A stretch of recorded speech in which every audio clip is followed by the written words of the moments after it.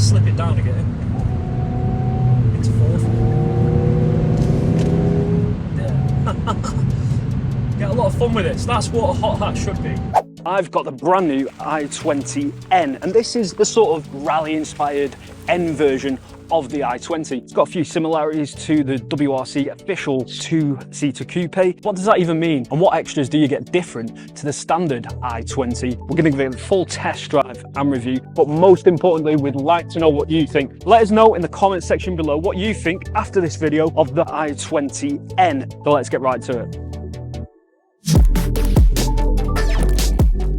So the actual i20 model started way back in 2008, and this is now in its third generation. But with all that aside, this is the N version, and the N is actually meant to replicate the symbol of a chicane, and also the N stands for Nanyang, which is where Hyundai was founded, and the Nürburgring. So this is where they test all the N version cars, because it's pretty much the toughest sort of test for any car really. So let's have a look at the front design and what do you get with the N version. Well, straight away, it doesn't look too different to the standard i20, but you do get some sort of smaller differences. I think the N version looks more distinctive around the back and the sides, which we'll have a look at in a second. But at the front, slightly more meaner, aggressive looking front grille. You've got the huge N badge at the front. It's got a wider track, it's lower to the ground, red or orange accents just down there, the front splitter, daytime running LEDs here, which look really nice and prominent. You do get a 1.6 litre 4-cylinder turbocharged engine. It's only one turbocharger. This is where I feel the N version really does pop and come to life. You do get some nice styling, and then this nice dark grey with the N badge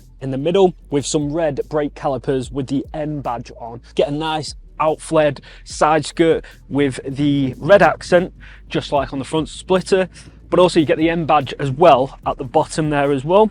But again, just looks a bit more sportier looking in this. You can get it in the nice blue, performance blue, which I would have preferred, which definitely does look like the official WRC rally car. So let's have a look at the rear design. First off, you've got a rally inspired spoiler, which makes the car more aerodynamic. You've got a rear black glass panel, Hyundai logo and the i20 logo on the side. Again, the same sort of red detailing on the back here. Huge singular exhaust on the back with some diffusers at the bottom. Again, a lot more distinctive to the standard i20. Now, this is quite impressive. It's actually more boot space than in the standard i20 version. Yes, the actual sportier version is more roomy in the back, and that's because it doesn't have the battery that the mild hybrid does in the normal standard i20. It's a manual open boot, 352 litres, just over 1,000 litres if you fold the seats down. The boot has got quite a big load lip, so you would have to chuck stuff over. And if you open the boot floor cover, it is quite deep. You get a compression kit in there, track car that you can keep the week shopping in. Not bad. If you do enjoy this content, which I'm hoping you do, and if you haven't subscribed already, please do. So what's the interior like inside the i20N? You won't be surprised to find that it is the same layout as the standard i20.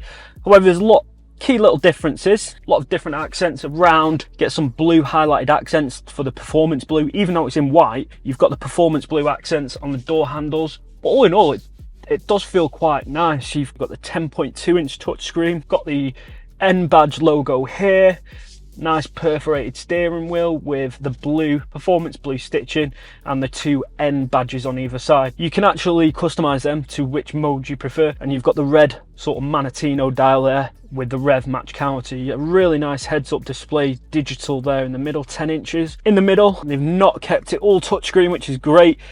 Nice blue highlighted controls for your aircon and the fan speed, but this is all kitted out here. Very basic, but it works. Don't want anything overcomplicated. You get two standard USBs at the front with 12-volt socket and a wireless charging pad in the center. Everything's just dead easy, right near where it should be. You've got the driving mode, parking, and your rear facing cameras as well.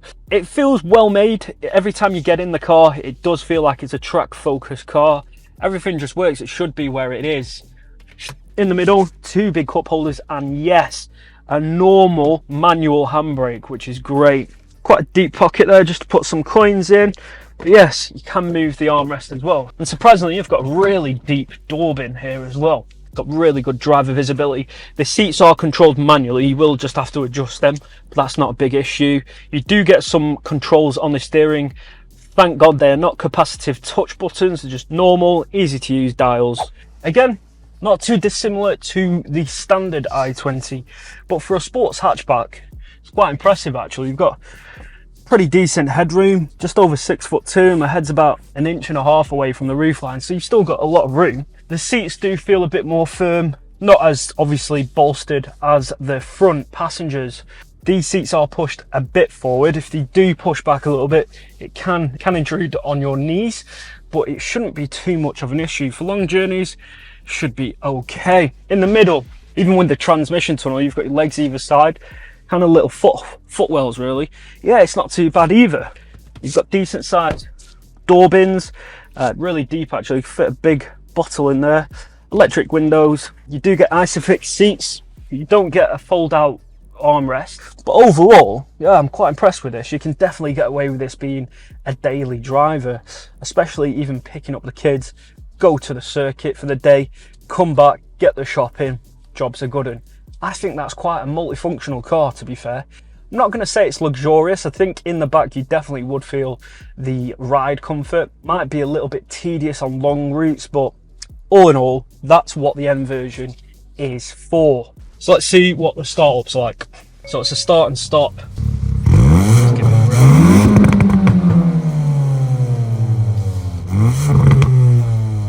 That's nice, getting a nice little rasp.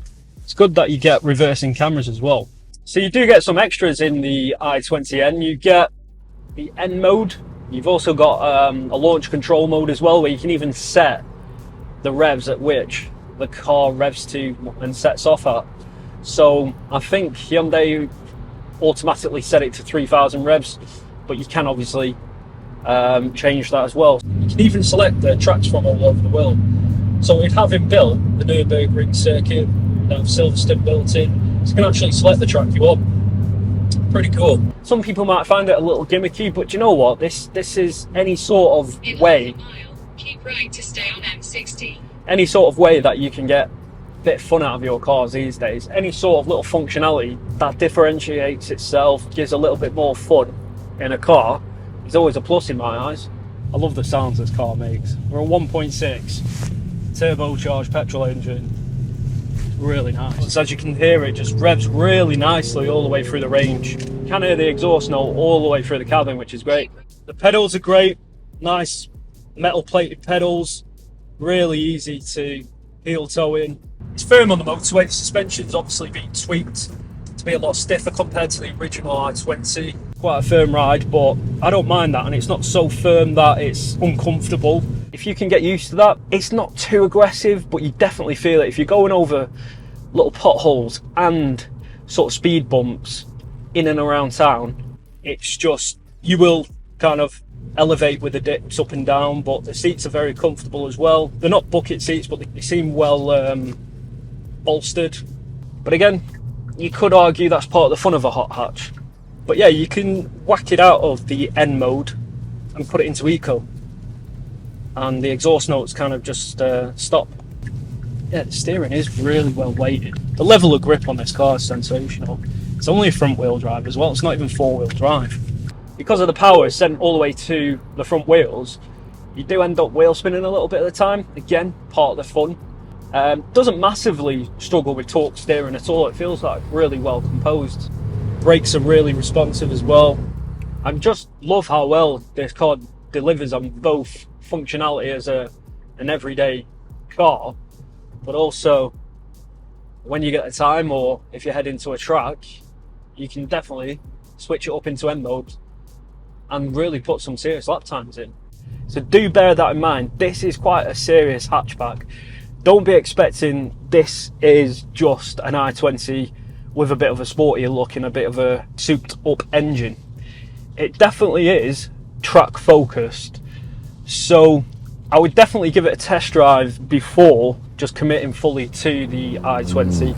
So let's wrap up this video review on the new i20N, and I'm very impressed with how different this is to the standard i20. First off, I'm very impressed with how well the 1.6 engine performs. It pulls very well through the rev range, still a lot of power even at 5th and 6th gear. It's got a wider track, it's lower to the ground. I love that you've got a manual handbrake. I love the functionality of how you could potentially just use this as a standard daily. whack it in eco mode, the exhaust note lowers down, just all the sort of limitations that would potentially put you off getting a hot hatch. They've done a good job of trying to see to that.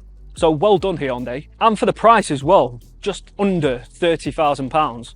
It's not bad at all. Let me know what you think in the comments below if you agree. A massive shout out to Stockport Hyundai for letting me review the i20N. If you are interested, I'd like to know more, I'll leave a link in the description below. The only issue is, I want to drive it on a track. If you want to see that video, please let me know in the comments below, and then I can take that to Hyundai and see if they'll let me take this on a track day. Hope you've enjoyed the video. Stay tuned and look forward to seeing you on the next one on Is It Worth It?